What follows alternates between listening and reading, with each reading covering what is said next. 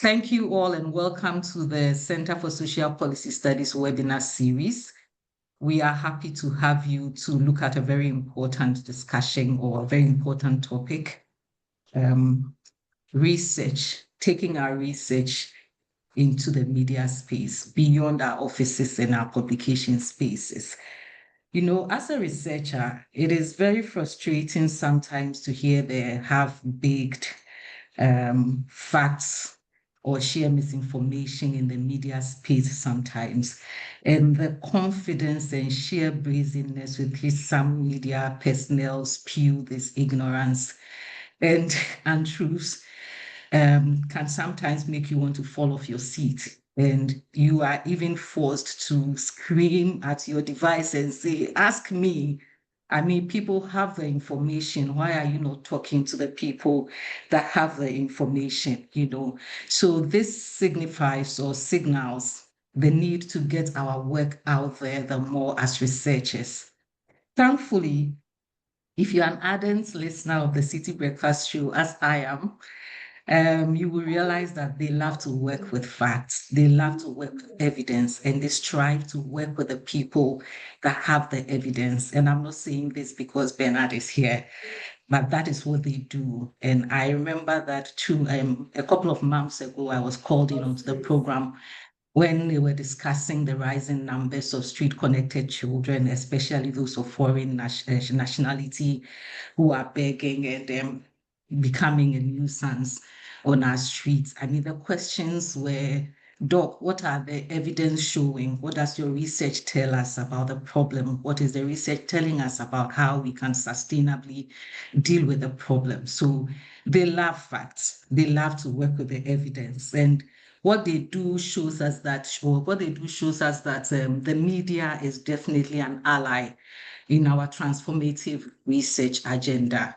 and a discussion to look at why and how we can collaborate more effectively is timely, if not, what do you call it, past due or long overdue.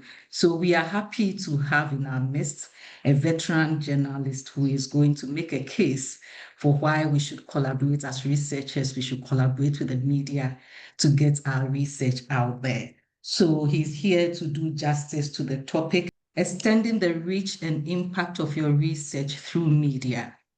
Mr. Bernard Avle is one of Ghana's most respected broadcast journalists. He's the general manager of Citi FM and Channel One TV. He's well regarded for his incisive analysis of policy issues and uses his media platform to promote social accountability. Mr. Avle, we are happy to have you on our CSPS webinar series. And I would like you to know that you have a wide range of participants, ranging from students, researchers, practitioners, people in the media space. And we are all here to listen, to glean from your wisdom. So we are all yours in the next 35 minutes. And we'll come back with some discussions and questions. So over to you. But before I do that, I'll quickly like to acknowledge the presence of the director for the Center for Social Policy Studies, Professor Nanekia Anidoho, and other respected or esteemed professors and researchers and participants online. Mr. Avle, we are yours. Over to you. Thank you very much, Dr. Tete. I hope you can hear me loud and clear. Yes, I can. And I hope everybody else can hear him loud and clear. Yes, give us a thumbs up if you can. Wonderful. So I will share my screen, and at some point, probably even turn off my video just for internet reasons. But when we come back to the discussion, I'll put the video on again. So 35 minutes is a very short time for radio, but it's a very long time for research. So the thing is that for us in the media, we have airtime to kill. So we just need to put stuff in there. But for something as thorough like this, I need to really be judicious with the time. So I'll run through some slides, hopefully to just frame what I want to say. And then I'll be very interested in the discussion segment. So I don't know if everybody can see this. What work do you do? You good? So this is what I've framed it over five key points, right? but there are many, many slides just for illustration purposes. What work do you produce? It's very important because academics are not necessarily emphasizing the same thing. And then I think we need to ask the question, do you really need media? All right. And then I will do a quick overview of the various media forms. And then I will touch on some case studies in what I call effective media usage by academics. And then I'll end with what I call getting it right, because you can get it right. So the question is, what work do you produce as an academic?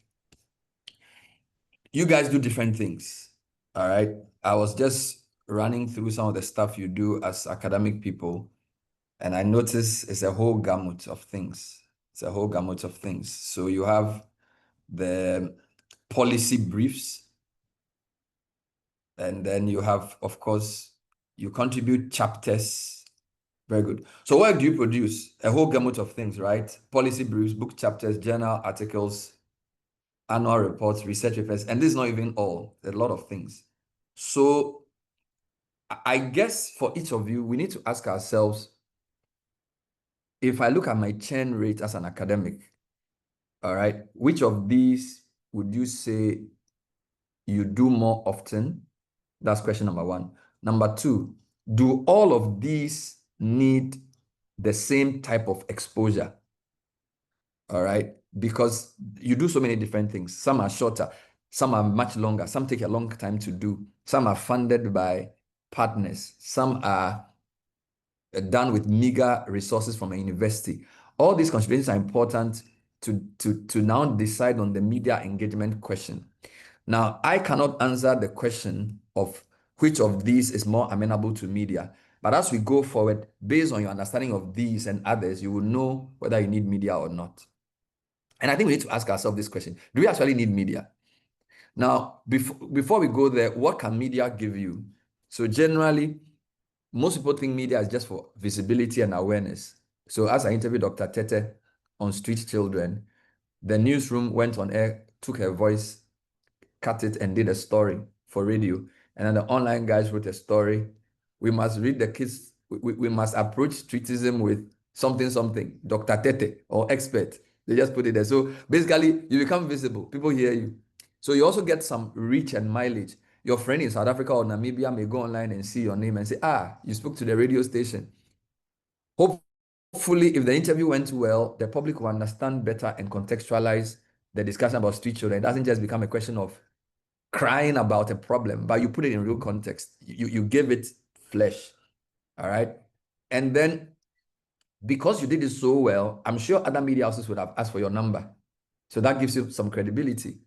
And then your reputation you are building a reputation. So some big projects will come, World Bank project on streetism. Hopefully they'll bring $1 million and you do that project over the whole of Africa. And then you retire and say, Charlie, this is the life, this is what we are hoping for you. You know what I'm saying? And then more importantly, it led to action. Because don't forget, after that, the Interior Minister held a press conference. Indeed, we put pressure on the gender minister, who then said she was collaborating with the Interior Minister. And then the Interior Minister last week gave a meet the press, and he actually gave an overview of what they had done. And I believe it was because, of course, we highlighted the issue, but we gave it some credibility because of what you did. So I summarized the role of media into 4 main blocks. Media helps you gain awareness. People get to hear of you. But media, if done right, also helps with understanding. All right? It helps with understanding of issues. Number 3, it also helps build credibility. It's one of the things media is supposed to do, if done well, because there's so many people to choose from. So once you amplify, which is why it's important for media to be careful who they put on air. Because once you put somebody on air, people, this guy is on air, it means he's good. You can put a very bad person on air. So that's not an answer, but that's the point. And then, of course, we want action, right? So we want reach and impact. So media wants duty bearers to do certain things, all right? Now, still on the point of whether you need media or not, I think your team also needs to answer this question. Participants, you need to know the pitfalls of media. There's something I call premature exposure. Maybe you're a fresh academic who has just done one paper on something. I mean, I don't see the point in coming on here giddy, giddy, giddy, or, you need to build a certain base so that, because once you come on and people start reaching out to you, if you are shallow or you have nothing to show for it, it will be very, very obvious. Then I also know that some of the work you do may frown upon deliberate solicitation. All right.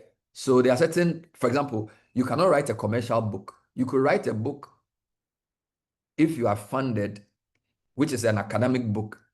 But if you even write a book, the way you can sell the book is different from how other people can sell the book, depending on what type of book it is.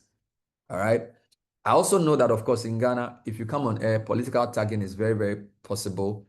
You can be misreported. Silence cannot be misquoted. So a lot of people I call who I want to put on air will say, bro, silence cannot be misquoted. You know your country. When I talk, they'll say I'm MPP or they say I'm NDC, so I'm not going to talk. So there's a pitfall in going on media, whether it's written media, whether it's audio or visual media. I also know that if you start engaging media too quickly, it can affect your time. That's my first point, time pressure. Because you guys have a target to see, you have to work. You have to do what you call real work. All right. And media may not be your real work. So, and once you come on Citi, Joy will call you, Peace will call you, Adam will call you, then now you become a full-time media pundit. So and that issue is also there. So basically, I've gone through this already and I've said what media can give you. I was just saying that there are pitfalls to your media journey, time pressure, and all these things. All these things are clear. Still building a foundation.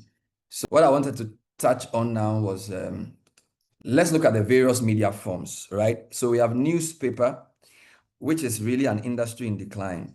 So whilst newspaper traditionally is a very amenable medium to the research and academic world, the challenge with newspapers is that there's dwindling readership, they are not making any money, and therefore they are having to be more commercial oriented. Now that's a problem, all right? Because the more they focus on survival, the less they have time to do meaningful things. So newspaper is still a very good traditional partner for research, but the challenge has been enumerated. Tech has altered the model. There's dwindling readerships. There are new models being used like the High Street Journal, which is trying to produce like an online newspaper and stuff, but it's very tough. It's very tough for them. So what you need to do with a newspaper is to probably use them in addition to other things. You can't use newspaper as an exclusive partner if you really, really want to make it with a media partnership. So there are things like regular columns you could do syndications, all of those are possible. You could do what we call sector-specific pullouts, where maybe the graphic can focus on a particular social issue. All right. But it gets tougher to do all these days. Then there's what we call features and articles. Features and articles are also quite common. You can have a regular feature you do once a month, once every quarter. Those can be written by yourself, or you can have a partnership with a journalist or something. That's also not too bad. There's something now we call serialization of research findings. Some media houses try and do this. For what it's worth, it may work, it may not work. There's a case study I will show at the end of the presentation that will give you a sense of the best form of partnership with a newspaper. But suffice to say that this is a very challenged industry and it's having difficulties surviving. And therefore, if you are partnering with a newspaper, you need to think of other media forms. Television is a very powerful medium, but it's expensive to engage. So it gives you a lot of visibility initially, but because it's so financially difficult to approach, I really think television is more amenable for funded research. So Afrobarometer is a kind of research where You have a budget that wants certain milestones that you want to achieve. All right. It's still the most effective medium for creating what I call visual awareness. For TV, it's good for powerful storytelling, so that when you do some work that requires people to understand it in a simple way, we use the mantra show, don't tell. What's happening with TV though is that a lot of people are now interested in what is called TV on demand, and it's competing traditional TV. So you need to know that you may have a partnership with a media house, but to enhance your reach, you may also need to find your way into platforms where people are migrating. What makes TV great is that whatever I put on TV will also find its way onto social and digital. So it's a good investment. For each of the mediums, I talk about what you can do, right? TV is very good for what I call news features. So you've done a study on schools under trees. A journalist can pick the story up, go to 3 schools under trees, talk to teachers, talk to parents. It comes out very well. Interview you on the side. It brings life to your research. So TV is very powerful. But as I said, it's more amenable to paid research because some of it may require production costs, which you may not be able to pay. It's a very effective platform for panel discussions where you see various perspectives being brought into the picture to go to a deep dive. And I'll show an example of this shortly. Now, if you want to build your reputation as a pundit, if you want to build your reputation as a public intellectual, TV is very good because it gives you visibility. People see you, they hear you, they know you. So TV is very good for this. Then we come to the next example, which is radio, which is my favorite. Radio, from the latest study, has the most penetration of the traditional media forms. It has the most penetration of the traditional media forms. Highly saturated and cluttered market in Ghana, over 400 radio stations. But local language radio makes it a very powerful tool for reach, particularly because of local language. Okay. Now, what opportunities are there in radio for engagement? We're talking lower entry barrier for pundits. So it's easier to appear on radio as an academic than on TV because you don't need to show your face. If you don't want people to be worrying you in traffic, radio can be a good place to start. You can call in or they call you, you express your views. This morning, I interviewed a dean, one of the professors at business school, ahead of the budget, Elikpili Magbloyo. I don't think a lot of people know his face, but at least we heard his voice. So for what that's worth, that was good. So it's a less demanding medium. It's a less demanding medium than television. There are interview opportunities abound for radio. So radio is good for interviews where you explain pre-planned interviews, scheduled interviews. Very, very important. Radio is very cheap to produce adverts, jingles, or to produce content. And its penetration is very high. So radio is very, very good for that.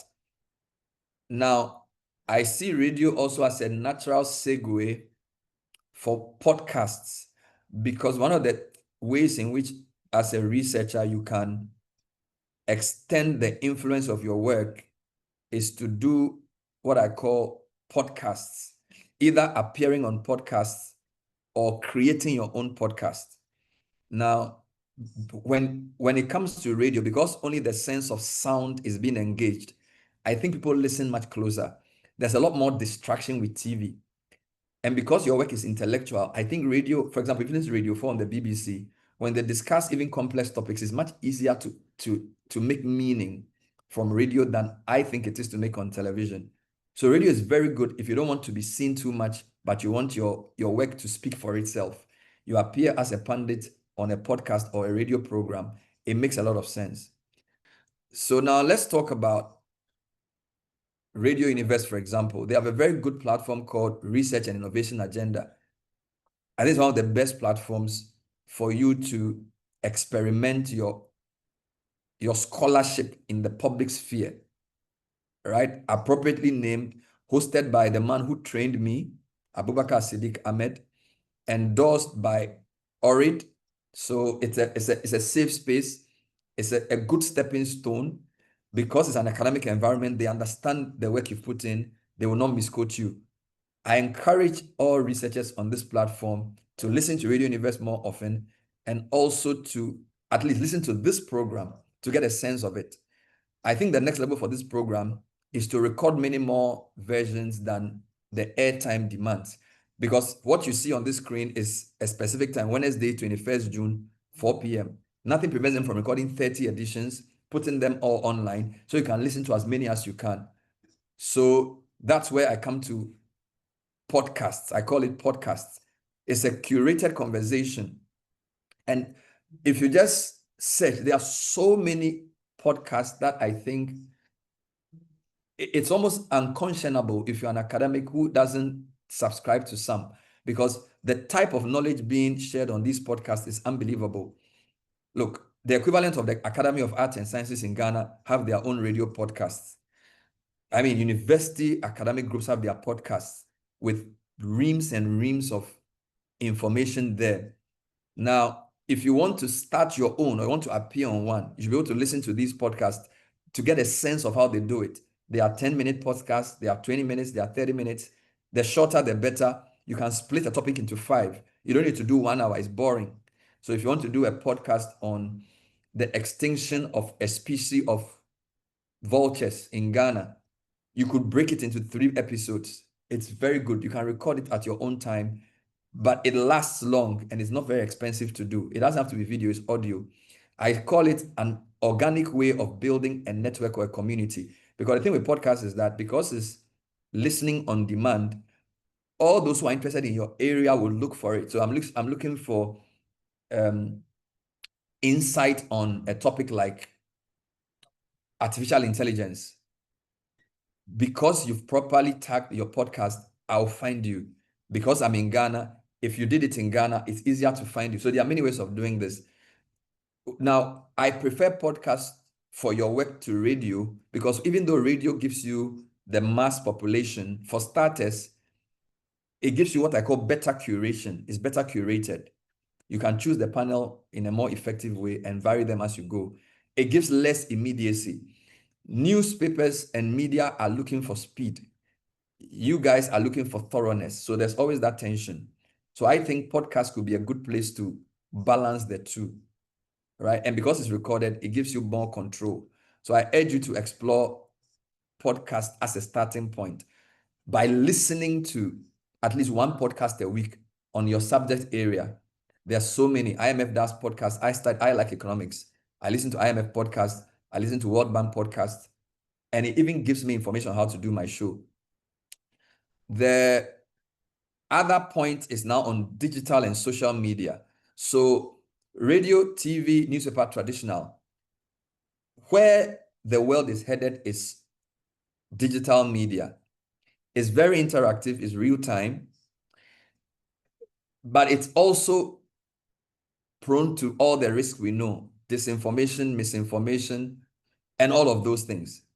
It's measurable, so you can actually, if you want to see how far your work has gone, some radio and TV may not be able to give you feedback on how many people listened, but if you put out something on social, there's real-time analytics you can get. So for those who are looking for immediate measurability of reach, this is your baby. It's growing very quickly. And then there are different platforms for different audiences. I don't have time to go into all of this. For example, I find that the most meaningful platform to me now is LinkedIn. Twitter, I have almost 500,000 followers on Twitter. I hardly tweet these days because the platform has become something else. So you can use that platform to do things like spaces, but I'm not sure it's the best platform to put out your research, because if you put out one line of something you've studied wanting discussion, you may just get insults. Facebook has also become a bit, I don't know, too much for me. I feel like LinkedIn targets your network better and can help you meet the right type of people, but it's changing all the time. I find Instagram very good for pictures and also very good for snapshots. So if you have a research that has some bullet points on key findings, if you have a good graphic designer, there are things that can, if you don't need a graphic designer, there are programs you can use to help you give those snapshots, and then you put your bio in the link, and then you can get people to come in. The point about social media is that social media is not a destination, it's a signboard. So whether it's Facebook, Twitter, or whatever, it's supposed to lead people to you. So you don't do all your work there. You tease out some of the points so people can come to you where you are, whether on your own website or on your own blog or your own page. So I encourage you to explore it. Now let's start with other ways in which you can disseminate your work. This morning, during the newspaper review, a story caught my attention on the BBC. The story basically said you don't need to take more than 7,000 steps a day to be healthy. It was a today's story. Now, when I went into the story, I realized that it was actually a research-based story, but had been presented in a form which was so easy for me to use that I shared with my listeners on air. All right. So apparently, this is the work they did. These are the professors who did the work. Ding, ding, ding, Nguyen, about 6 or 7 people, right? Now, in this form, there's no way Bernard Avle on the Citi Breakfast Show is going to see this. All right, because I don't have time to be looking for these things. But the BBC did a nice story, gave it a great headline. Look at what they said. Just 7,000 steps a day cut health risks. I read this on air. Now, they actually referenced the research. So I'm going to read the story. I'm just going to read the story for you to see how when you get a good media coverage, it takes your research very, very far. So the story says, walking 7,000 steps a day can be enough to boost your brain power and help protect against a range of different diseases. And major studies suggest it may be more realistic target than your 10,000 steps, which is often the benchmark, seen as the benchmark to reach. The research published in the Lancet Public Health. So you see the Q. So this a link to the work itself. And they made it an active link. All right. So what did I do? I click on the link and it sends me to the previous slide. This one. So wow, it's a full job. Now the summary is too wordy because these are academics who are not necessarily thinking of mass consumption. This is something that your audience will get. But to translate this into newsworthiness, you need a good journalist. So this work was done by 5 professors. But look at the way the BBC put the story. They picked one angle, or the angle that is relevant to the time, or the angle they want to emphasize for the context. That does not mean that this is the only thing the research did. So great journalism picks the context that is relevant now. And then what did they do? They interview people. So they don't just reproduce the research. They reference the research. Then they go back to Ding, the same Dr. Ding, right? He says, so they now interview Dr. Ding. She says, we have this perception we should be doing 10,000 steps a day, says lead author Dr. Melody Ding. They bring the research to life by talking to the doctor in real time. Because mind you, the work was produced much, much earlier. Okay, this work was done probably a year ago, but the story was written yesterday. So they have to bring Dr. Ding into an interview situation to beef up the story. So that's the other thing. Just giving your research to a journalist and saying, use it, doesn't bring it to life. Because maybe when you did the study, the time, it may have been a bit dated. But they interview Dr. Ding, who then gives better context. And then they go back to the article. The Lancet study analyzed previous research and data on the health and activity of more than 160,000 adults around the world. All right. So you see how if you have good journalism with a credible media platform, it brings research to life in a way that makes probably half of my listeners will probably go and be checking their 7,000 steps tomorrow morning. All right. We used to think it was 10,000 steps. They picked the news angle and they brought it to life. Beautiful. Now, the 4 bullet points the story ends with: those cardiovascular disease down 25%, cancer 6%. Those things are amenable to digital media usage: cardiovascular disease, cancer, dementia, depression. These four is very nice thing to glean from the story, so that if you want to give it another life, you could say the 10,000 step myth. All right. And then you can create a storyline around what the research found that walking 7,000 steps would reduce your risk for. And then you can put this in a nice graphical way. It makes a lot of sense if you follow what I'm trying to say. So far, it's making sense. Now, the other thing you can do is to just write a straight article. So in this example, the media house, the BBC, has access to the research and also to the researcher. So they produce a very good story with a great headline. But nothing prevents an academic, like the next slide, to send a small article. All right, this is the Citi FM article. He basically just writes an article on something relevant and we post it raw. We don't add anything to it. We just write his name there. Author is called Professor Ivan something something, Dr. something. He just wrote an article. You may not even have to read it. But if you go on our website, you notice that he's building his own profile. So almost every 2 weeks, he puts out an article. So you'll notice that when you Google his name, you notice that he maybe has 25 articles on our website. He's building his profile and he doesn't even give any interview. He just writes the article on maybe finance or economics, right? So for him, his profile is finance and economics. Some websites like Citi, Joy, sometimes GNA, they allow you to put those features in. Admittedly, they haven't properly curated those pages. So they mix all the articles. But I believe that regular article submission can lead to even a profile for you. All right. And I'll show you a professor at Cambridge who's done this very well with the conversation. If you Google his name, all the work is done and the stories is done, just pops up nicely because it's been consistent. So you can send a distilled version of your work in the form of an article or a feature to a media house and they'll publish it at is. If you don't want them to misconstrue you, you don't want them to misquote you, you can just put it there raw. There's a space for that. It helps build your profile as well. Now, let's move on quickly to the next one. Now, I like this example because in this particular case, there's an academic who obviously is well thought of. Now, this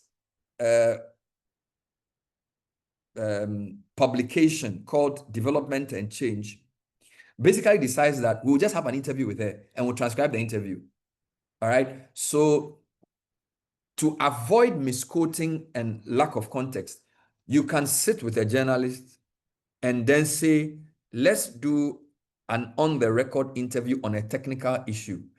You write your question, I write my answer. So it's possible that in this case, the person didn't even meet the person physically, right? So newspapers are able to do this as well.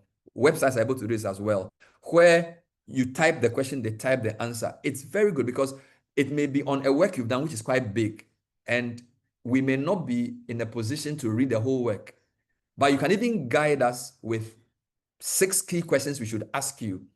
And in that format, any sensible reader will get what the journalist is putting across or what the researcher is putting across to the journalist. So in this example, they are interviewing this Professor Tandika, who started out as a journalist. All right. And this was on economic ideas. So basically question, answer, question, answer, question, answer. This is very good. So it's easier for consumers to read this than to read certain straight stories.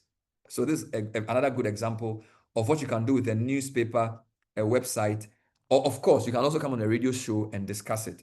But I think that the written question is very good. It's very important because it prevents misquoting. For you guys in your field, I think the big problem is people misquoting you or putting you out of context. So if you want to solve for that, you can tell the journalist, send me your written questions. Let me send you my written answers with the caveat that you will publish as I write. Don't add anything to it. Just that. That's very important. Now, let's also come to social media.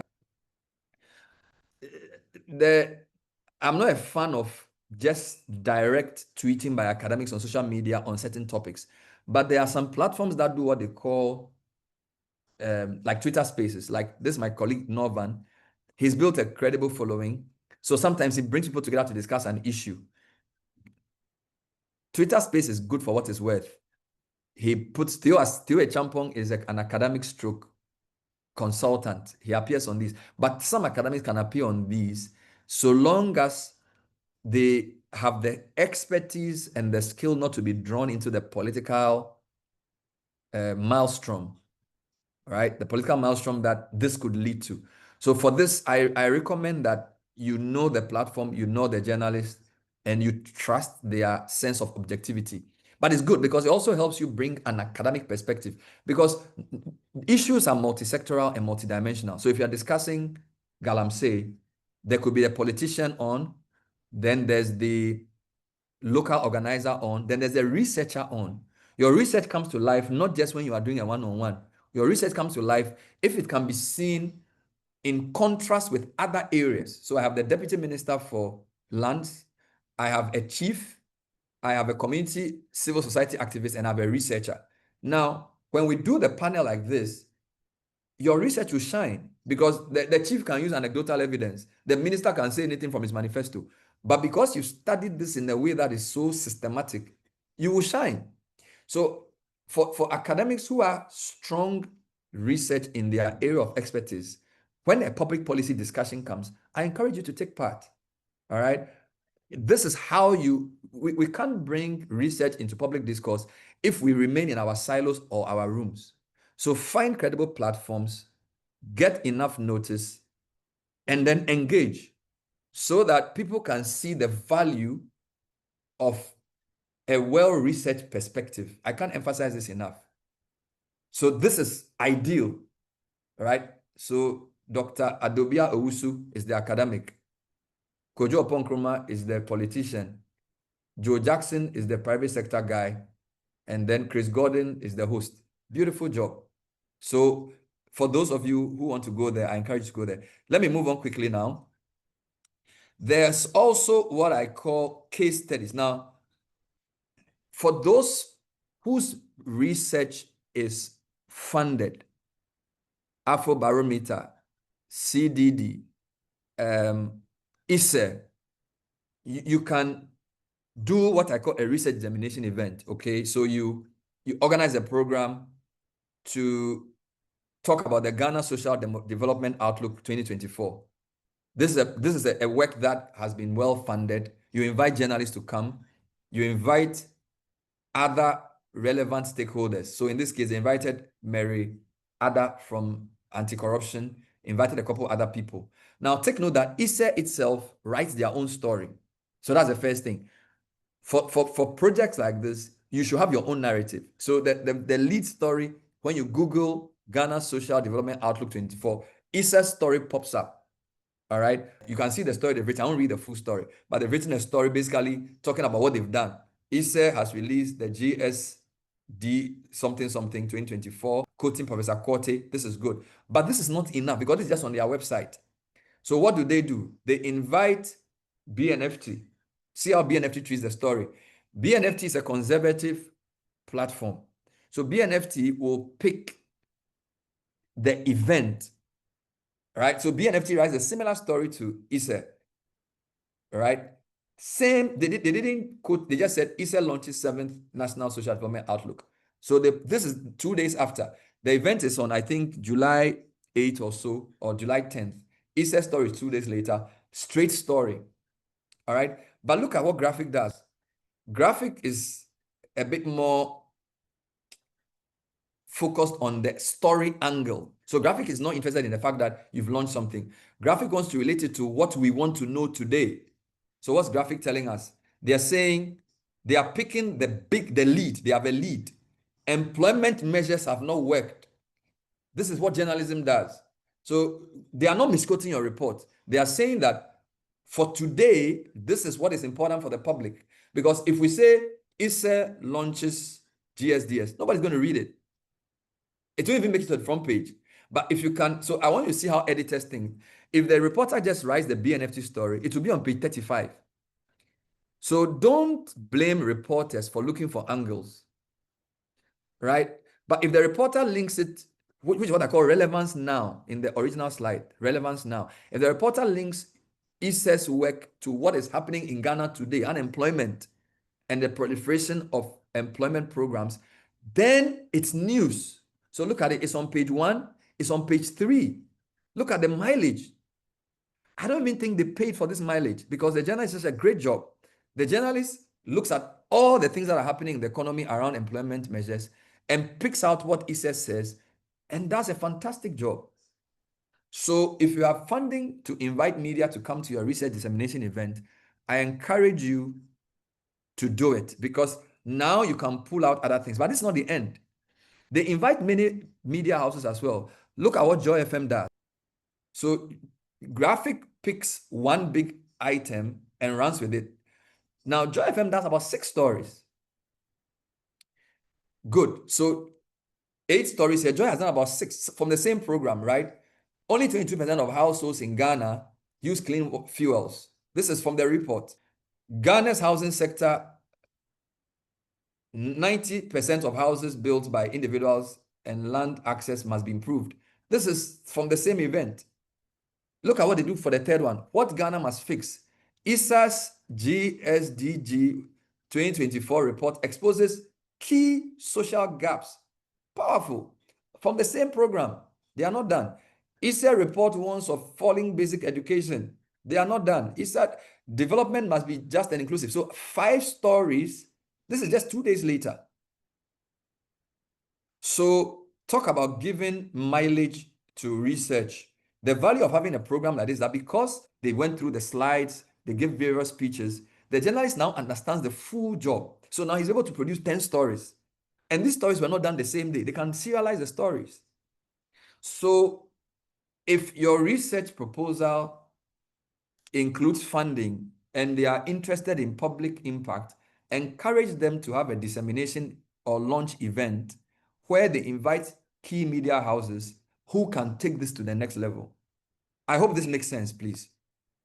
Of course, if you've done your own publication with your shoestring budget, you may not be able to do this. Let's look at Afrobarometer 2. They have a lot of money. They are in over 40 countries in Africa. They have a big report. What do? They invite a whole lot of media houses. They launched their flagship report 2 weeks ago. They even have the presence of mind to do a panel discussion hosted by somebody familiar, Audriga Jekpo, the head of EC for South Africa, an activist from Togo, and a minister for education in Sierra Leone. This is a continental panel just a week and a half ago, right? Too many story angles. This is great. And this is media because you can find this on YouTube. You can put snippets on TikTok if somebody says something very powerful.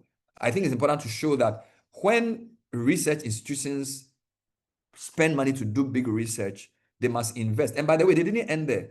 Look at what Professor Sain Kwapon did in the graphic. He does an article from the research, right? He doesn't just give the 50 slides to graphic. He says, no, let me write my own story. So he does an article. It comes in the next day. Citizen engagement, insight from Afrobarometer's flagship report. So now you have this public intellectual who's an academic, but he's written this in a format that everybody can read. So again, you may want to write a feature out of your report, which is easier to understand, easy to read. Graphic then gives it some nice paragraphs, beautiful work done. Now, you can also decide Bernard, that... hello, Bernard. Can you please wrap up in 5 minutes? Time. Forgive me. And to apologize to our participants. Usually we end on time, but today technology failed us. So all right. So please let me go indulge to us 2 for more the next slides. 15 minutes. Thank you. All right. Move quickly. So let me just talk about 2 things. That's like the conversation. I'll just end with that. Yeah. Because this is a very important thing I need to say. It's probably the best organization in the world that does this. Started in Australia, is now in about 8 major markets: Europe, Africa, North America, Asia. Their value proposition is very simple: academic rigor, journalistic flair. They've done over 11,000 articles, published over 7,000 works of academics, reached almost 200 million readers. What are they doing? They are basically bringing insight to the world.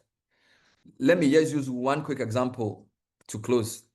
This is a very bland topic. Ghana's readiness to combat terrorism, strategies of security institutions, written by two people, Kwesi Pra and Timothy something. They interpret that into a story, which actually is the same format as the research. But all readers find that this is very easy to digest. So first thing they do is that they get a right heading. Ghana's security strategy has kept terror attacks at bay. What other countries can learn from its approach? That's number one. Number two, the long, boring abstract that you typically see, they change it into a very interesting lead. So that abstract that is on that page, big English that most ordinary people don't understand, they have converted it into a nice story. Ghana stands out in West Africa as a nation that has not experienced terrorist attacks. They've brought it home. They've brought it home. And the way they arrange it is very similar to the research. I think that if you're an academic watching this, you need to either send them an email or find them somewhere, because they are the best at translating your ideas into readable form. They either will call you, ask you to answer some questions, and then help you write your script, or you write it yourself and they'll give you some direction. As you slide through the main slides, I have many examples of this. I won't elaborate. Very esoteric topics are brought home by the expertise of this idea of academia and research working with media and communication. So stories from Kenya, stories from wherever, they just make it so easy to understand.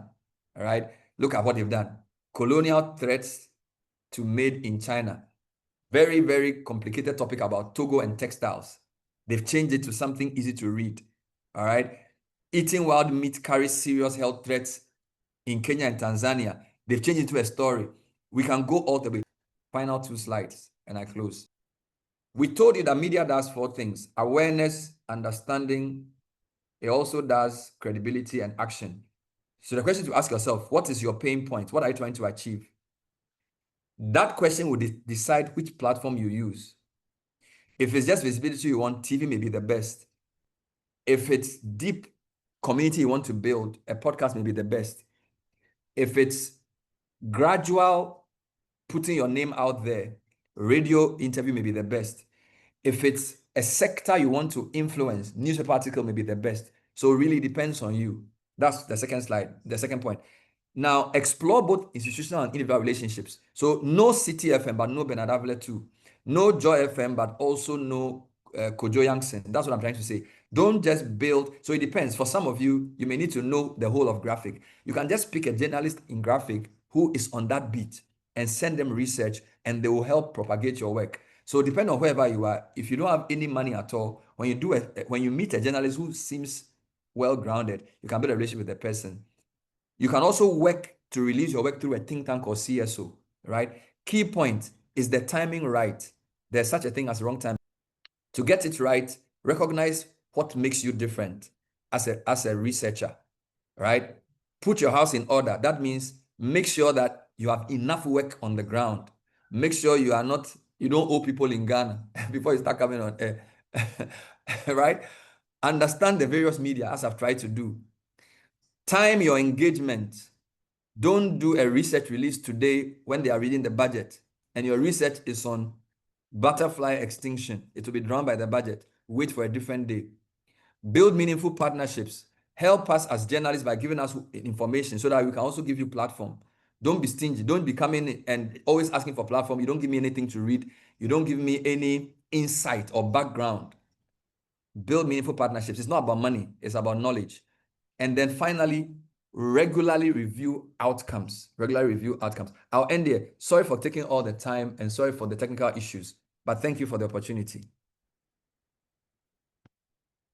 Thank you. Thank you so much, Bernard. Thank you. I know technology wasn't on your side, on our side today. Today, technology has showed us that we can call it uncle. We have to call it uncle to bend to his wishes. But I'm glad we were unfazed and most of our participants are still online. Thank you so much. This is a lot to chew. And even though in the beginning you said that 35 minutes is a lot for research, I realize it is not. And this could have been digested in an hour and a half or maybe 2 hours. But alas, that is what we have. And thank you for making use of the time that you had and for sharing these powerful insights. I like what the last slide says: recognize your difference, make sure you don't owe anybody in Ghana before you go on radio, start talking. Understand the medium, time your engagements, building meaningful partnerships, and regularly reviewing outcomes. At this time, I'd like to give the floor to participants to ask questions. Please, if you have a question, again, please respect the time. One question. I don't want three-in-one questions. I want only one question, and ask your question under 30 seconds. All right, I'll start with Essentia, and as they ask, I'll go to the chat box to see if there are questions that I'll need to get Bernard to answer. Essentia, 30 seconds. Thank you, Bernard. Thank you so much for that presentation. And it's really heartening to see that you use ISA as a case study. Thank you so much. I also wanted to highlight and add the point that sometimes, because of the busy schedules of researchers, they kind of are unable to do as much communication as they should. But communications officers like myself are a good bridge between researchers and the policy space. So as we make the call that they make more appearances in the media, do more to disseminate their research, they should also include communications officers and communication costs in their budgets, so that that bridge would come and then we'll have more effective dissemination of their work. Thank you. Thank you very much, Vicentia. Thank you. I don't see any other hand. I will read. There's a question in the chat box. Prof. Gordon wants to know that if we asked our students to prepare 5-minute podcast on various topics, could Citi provide a hosting platform? The rest are comments to say this is a very insightful presentation. So Bernard, if you could comment on the two. So Prof. Gordon, thank you. Actually, the podcast platform is a legitimate platform on its own. So there's Spotify, there's Apple, and all those platforms, which I think are good to start with. If you build enough credibility and enough material that you now want a media house to partner to air, that's good. But I don't think you should start with the media in mind. Start with what you have. And then when the people get the confidence, some media houses may be willing to. Prof. So I hope that helps. Thank you. Okay. And then there's a question on any thoughts on how to move from research visibility to research impact with the help of the media. So the point about impact is time, relevance now. So in the case of Dr. Tete, we're discussing street children. And then as a listener said, talk to this person, she knows her stuff. So if at that point, her research was not even known, it gets known. And the impact of the research has been that it has backed a radio advocacy to get government to act. So I think the impact question is a timing question. If the country is looking for the answer to what you've done, your colleagues may know that you have the answer, and therefore they will share it at that time. So just be ready. So I think the NSNA Tete case study is a good one on impact. Thank you very much. And to add on impact, so the Department of Social Welfare is engaging myself and the coalition of NGOs that work on street children to work on the strategic plan to see how we can implement the 5-year strategic plan. We're actually supposed to have a meeting today, and it got postponed, but we've had several meetings, about 3 meetings since the issue aired on Citi FM. So yeah, that's part of impact. You have to pay tithe. You have to pay your tithe on that project. I tell you. All right. If there are any hands up, I can't see from my screen. So if your hand is up, you can go. Another person has raised their hand. Anthony Odro's hand is up. Anthony. Hi, Anthony. 30 seconds, please. Okay. Yes. Thank you, Doug. And thank you, Bernard, for the insightful thoughts that you shared. Mine has to do with targeting the masses who are not so much familiar with the English language, or so to say, our local dialects. I want to ask whether those strategies that you've shared are still applicable if you want to go on that route to target the masses who do not even understand English and this podcast and what have you? Or do you have varying strategies for them? Great question. I think you, the researcher yourself, your facility in the local language is an issue. It's an asset. If you're able to discuss your work in a local language, it becomes an asset. The local media houses value academics who can speak Ewe or Chi or Ga or Dagbani or Frafra or whatever. So that's one. So the main constraint is the language barrier of the researcher themselves. Number two, finding journalists in those media houses who are interested in research-based or evidence-based reporting. That's another challenge because the traditional local language media house is more entertainment focused. So finding a worthy journalist to partner is the issue. So it is the same principle. It's just that you yourself must have facility in the language, because a lot of this is oral. A lot of this is oral because I don't know how they would translate your abstract into tree. It's going to be very complex. But if you can speak the language, so I encourage you to. And then, of course, linguistics department can help with some of the translations if the work gets such a point. Thank you. Thank you very much. There are questions in the chat. There are some questions on costs. I think people are concerned about how do you reduce the cost burden, but I think that is really tied to when you use traditional media platforms. And I think that Bernard had talked about most of the social media and other platforms do not have cost implications as the traditional ones. So Bernard, do you want to touch on costs? Because people are concerned that it's not that they don't want to share, but they don't have the what. So this is what I would say. The next time you go for an event that CSPS or ISE or CDD organizes, and read how the journalists cover those stories, form relationships with them, send them an email or something. Most journalists want good information. If they see you as a useful resource who gives them background into an area, they will use your work and credit you for it. They will use your work or reference you or interview you. So we don't, today I interviewed Eli Klim. I haven't taken any money from him. So there's no cost, but we discussed his research. He did a research on the monetary policy rate and basically made some analysis. He sent it to me yesterday and I said, it's a good time because today is budget. So I called him and I said, I'm going to ask you 4 questions. I'll ask you about why the MPC rate is important. How does it compare to other rates? How does this link to fiscal policy? And what do you expect in the budget? That was yesterday. This morning, 8:20, I call him. We do a 10-minute interview. They'll write a story with it. I didn't charge him a peso. It's just relationship. So we met at an event. So I think we've overrated the issue of cost. If your work is good and you take the trouble to build relationships with ordinary journalists, your work can go very far. Thank you. Yeah. Thank you too. And there's a question on whether we can control the media from putting out catchy headlines based on interviews with academics. Sometimes after the interview, well, journalists or news has to sell. So some of the headlines are a bit disturbing or concerning for academics. Yeah. How do you solve this? Very simple. Tell the media house to share the story they want to publish with you before they put it out. They will do it. You can tell the editor that, bro, I've come on air, I've said a lot of things. Please accord me the respect of letting me see the headline before you put it out. All right. If you are really concerned about that and he sends it to you, you can look at it and say, no, I don't like this word, change it. He will do it. Number 2, you can suggest. I have some academics who suggest a story angle for the guy after the interview. They'll say, I've said many things. Please emphasize this or that. All right. And he even suggests, because some of the journalists, it's actually ignorance. It's not malice, it's ignorance and lack of proper training. So it's just having the presence of mind to know that your work doesn't end when you finish talking. You get it?